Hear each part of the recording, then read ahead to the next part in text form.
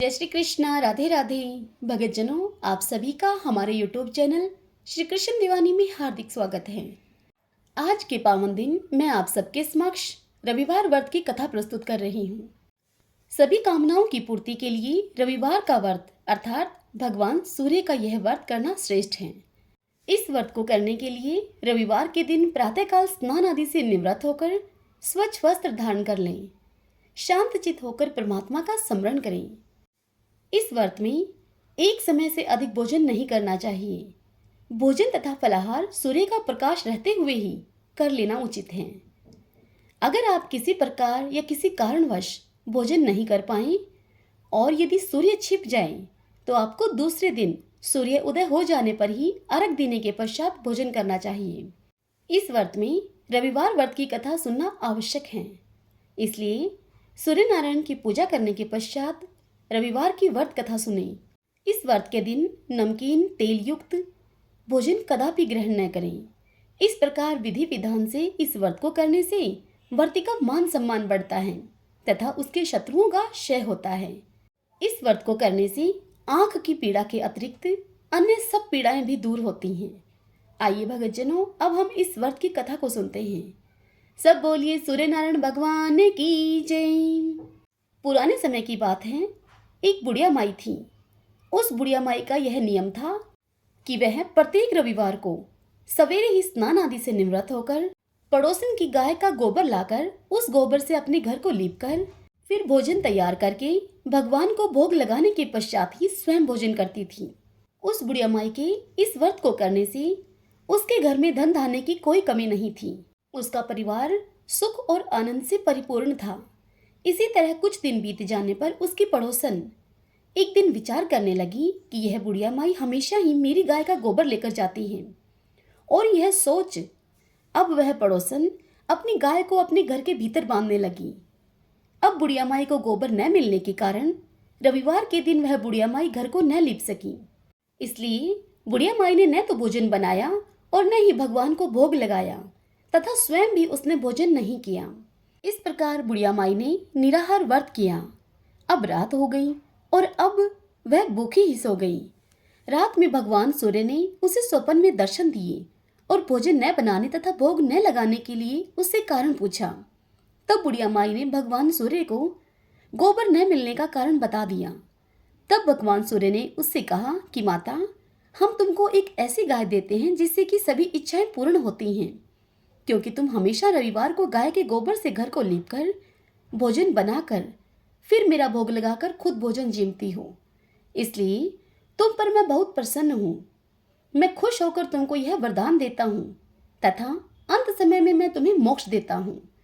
स्वप्न में बुढ़िया माई को ऐसा वरदान देकर भगवान सूर्य नारायण अंतर्ध्यान हो गई, और जब वृद्धा की आंख खुली तो वह देखती है कि आंगन में एक अति ही सुंदर गाय और बछड़ा बंधे हुए हैं। वह गाय और बछड़े को देखकर अत्यधिक प्रसन्न हुई और उनको घर के बाहर लाकर बांध दिया। वहीं खाने का चारा भी उनको डाल दिया। जब उसकी पड़ोसन ने बुढ़िया माई के घर के बाहर एक अति ही सुंदर गाय और बछड़े को बंधे हुए देखा तो द्वेष के मारे उसका हृदय अब जल उठा, तथा जब उसने देखा कि गाय ने सोने का गोबर किया है तो वह उस गाय का गोबर ले गई और अपनी गाय का गोबर उस सोने के गोबर की जगह रखकर चली गई। अब वह पड़ोसन नित्य प्रति ऐसा ही करती रही। सीधी सादी बुढ़िया माई को इस बात की खबर तक न हुई। तब सर्वव्यापी भगवान ने सोचा कि चालाक पड़ोसन के कर्म से बुढ़िया माई ठगी जा रही हैं। तब भगवान सूर्य नारायण ने संध्या के समय अपनी माया से बड़े जोर से आंधी चला दी। आंधी चल जाने के कारण आंधी से डरते हुए बुढ़िया माई ने अपनी गाय को घर के भीतर बांध लिया। जब सुबह हुई तब बुढ़िया माई ने देखा कि गाय ने सोने का गोबर दिया है। यह देखकर बुढ़िया माई के आश्चर्य का ठिकाना न रहा। अब तो रोज ही बुढ़िया माई रात के समय गाय को घर के भीतर बांध लेती। उधर पड़ोसन ने देखा कि बुढ़िया माई गऊ को घर के भीतर ही बांधने लगी है और उसका सोने का गोबर उठाने का दाव भी नहीं चलता। अब यह सोच सोचकर वह पड़ोसन ईर्ष्या से जल उठी और कुछ उपाय न होता देखकर उसने उस देश के राजा की सभा में जाकर राजा से कहा, महाराज, मेरे पड़ोस में एक बुढ़िया माई के पास एक ऐसी गाय है जो कि आप जैसे राजाओं के ही योग्य है। वह गाय रोज सोने का गोबर देती है। आप उस सोने से प्रजा का पालन कीजिए। वह बुढ़िया माई इतने सोने का भला क्या करेगी। राजा ने महल में आई हुई उस महिला की इस बात को सुनकर अपने दूतों को बुढ़िया माई के घर से गाय लाने के लिए आज्ञा दे दी। बुढ़िया माई प्रातः ईश्वर का भोग लगाकर भोजन ग्रहण करने ही जा रही थी कि एकाएक राजा के कर्मचारी गाय को खोल कर ले गए। बुढ़िया माई ऐसा होता देखकर बहुत रोई, बहुत चिल्लाई, किंतु कर्मचारियों के समक्ष कोई क्या कहता। बुढ़िया माई की एक न चलने दी। उस दिन बुढ़िया माई गाय के वियोग में भोजन न खा सकी और रात भर रो रो कर ईश्वर से गाय को पुनः पाने के लिए प्रार्थना करती रही। उधर राजा गाय को देखकर बड़ा ही प्रसन्न हुआ, लेकिन सुबह जैसे ही वह राजा उठा, महल गोबर से भरा हुआ दिखाई देने लगा उसे।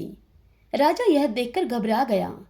उसी रात राजा को भगवान सूर्य ने स्वप्न में दर्शन दिए और कहा कि राजा, गाय वृद्धा माई को लौटा दे, इसी में तेरी भलाई है। वृद्धा माई के रविवार के व्रत करने से प्रसन्न होकर मैंने उसको यह गाय दी थी। और यह कहकर भगवान नारायण अंतर्ध्यान हो गए। तत्पश्चात दूसरे दिन राजा ने सुबह ही वृद्धा को बुलाकर बहुत से धन के साथ सम्मान के सहित वह गाय और बछड़ा उसे लौटा दिए। उसके पड़ोसन को बुलाकर उचित दंड दिया राजा ने। इतना करने के बाद राजा के महल से वह गंदगी दूर हो गई। उसी दिन से राजा ने नगरवासियों को यह आदेश दिया कि राज्य तथा अपनी समस्त मनोकामनाओं की पूर्ति के लिए रविवार को व्रत करो। रविवार का व्रत करने से नगर के सभी लोग सुखी जीवन व्यतीत करने लगे। अब कोई भी बीमारी तथा प्रकृति का कोई भी प्रकोप उस नगर पर नहीं होता था। सारी प्रजा सुख से रहने लगी। सब बोलिए सूर्य नारायण भगवान की जय।